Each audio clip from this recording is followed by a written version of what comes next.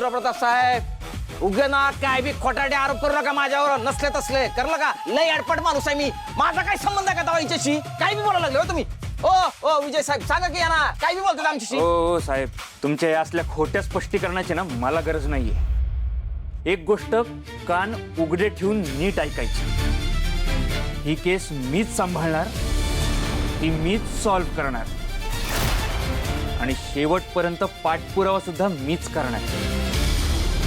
आणि या संपूर्ण कटामागे कुठल्या तरी मोठ्या व्यक्तीचा हात आहे हे शोधून काढल्याशिवाय मी शांत बसणार नाही. कारण मला चांगलंच माहिती आहे, बंगल्याच्या आतून कुठल्या तरी मोठ्या मदतीशिवाय ती वैशाली कडक बंदोबस्त असून सुद्धा आज चिरूच शकत नाही. साहेब सांगा ना, कोणी मदत केली असेल तिला आज चिरायला?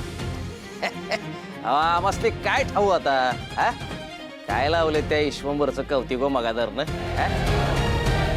मेला का ते जित्ता आहे ना दोघे आपला राईचा पर्वत करायला लागला तुम्ही. कोण सांभाळून बोलायचं. बरं तेच बोलतोय. गोळी लागून तो ईश्वंभर जागच्या जागी मेला असताना आता गोष्ट वेगळी होती. हा मग तुम्ही आम्हाला काय विचारायचं पाहिजे होतं? विसरला? मला पहिल्यांदा पोलीस स्टेशनमध्ये भेटायला आला होता तेव्हा दिलेला पाहुणचार विसरला का तुम्ही? बऱ्या बोलांनी सांगता आल्या पावली परत निघायचं, नाहीतर या रुद्रप्रतापच्या स्टाईलनं समाचार द्यायला लागेल. Get out. आउट. लायकीत राहायचं रुद्रा. विश्वंभर आहे की त्याला बी नवी. विश्वंभर सरांबद्दल एक शब्द जरी बोललास नव्हता तर तुझी मुंडी पिरगळून ना तुझ्याच हातात दे. जो माझा ज्वाक मार केला की नाही याचा बदला घेतल्या बिगर मी राहणार नाही. Wait and watch. निघा निघा.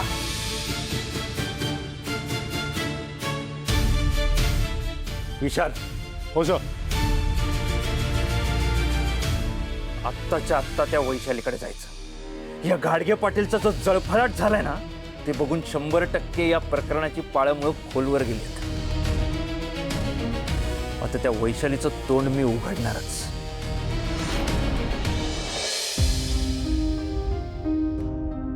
इंद्रनील आता बरं वाटतंय का रे तुला? नाही ना सानू, नाही बरं वाटत. आता तर मला अजूनच जास्त त्रास व्हायला लागलाय. इंद्रनील तुझी तब्येत तर जास्तच बिघडायला लागली रे. असं घरात बसून काहीच उपयोग होणार नाही. ते काही नाही, तू चल आत्ताच्या आत्ता डॉक्टरकडे जाऊ. नाही नाही नाही नाही सानू, डॉक्टर कशाला? तुला तर माहिती आहे ना मला डॉक्टरांची किती भीती वाटते का. नको ना, तू बस. नाही तर तू ये ना इकडे. तू अशी जवळ बस.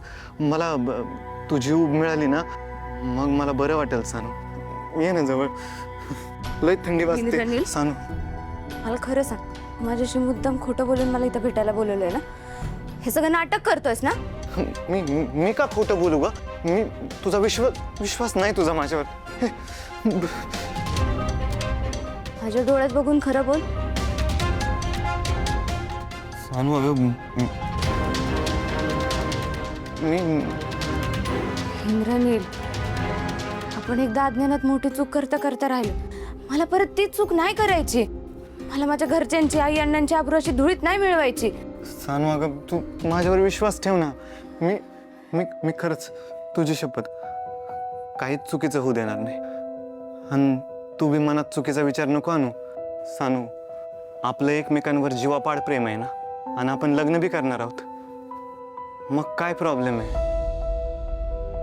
सानू? जगाच्या नजरेत नाही पण आपल्या नजरेत तरी आपण नवरा बायकोच आहोत ना. इंद्रनील तुला का कळत नाही अरे? सानू अगं माझ्यावर विश्वास ठेव ना, काही बी प्रॉब्लेम नाही होणार. ये ना प्लीज, ये. प्रॉब्लेम तुला नाही होणार पण मला आणि माझ्या कुटुंबाला होईल. जरा काही कमी जास्त झालं ना तर समाज मुलीवरच बोट उचलतो.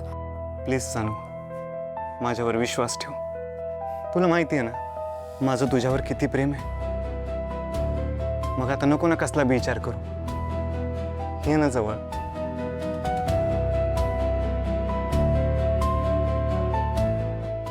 सानू, माझ्या डोळ्यात बघ. काय दिसतंय? यात फक्त तुझ्यासाठी प्रेम दिसेल. आपल्याला आयुष्यभर सोबत राहायचंय. तुझ्याशिवाय नाही जगू शकत मी. नको जास्त विचार करू.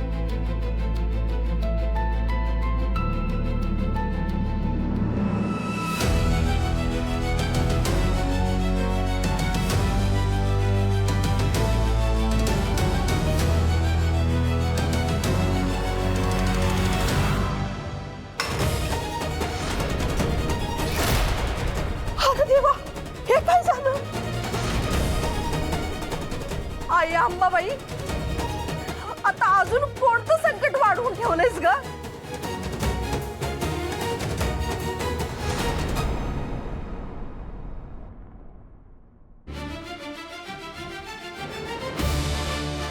साहेब बोलवलं. हां शुभू, तुला एक अतिशय महत्त्वाची आणि मौल्यवान गोष्ट दाखवायची होती आणि एका मोठ्या जबाबदारीबद्दल पण बोलायचं होतं. बोला की साहेब.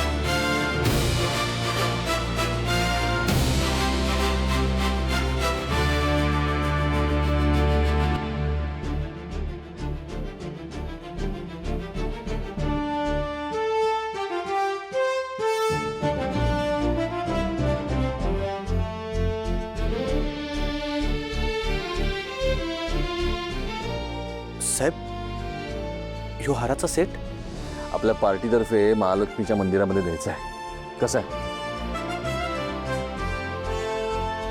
साहेब, यो हार नाहीये, हे देवीचं लेणं आहे जणू. याची कारागिरी बघून ना डोळे हालतच नाहीत. खूप भारी आहे साहेब.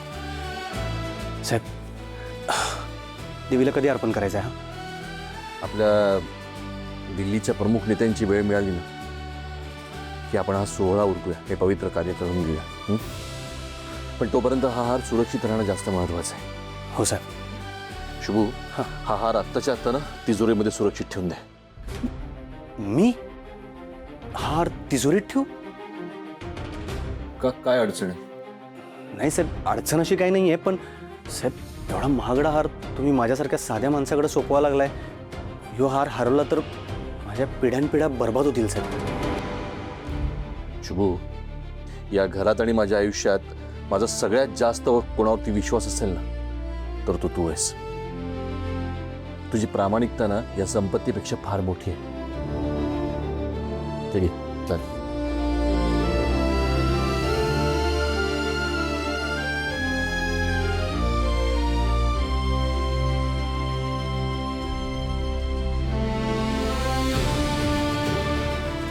साहेब चालेल. नाही, चावी तुझ्याकडेच राहू दे शुभ. माझ्याकडं?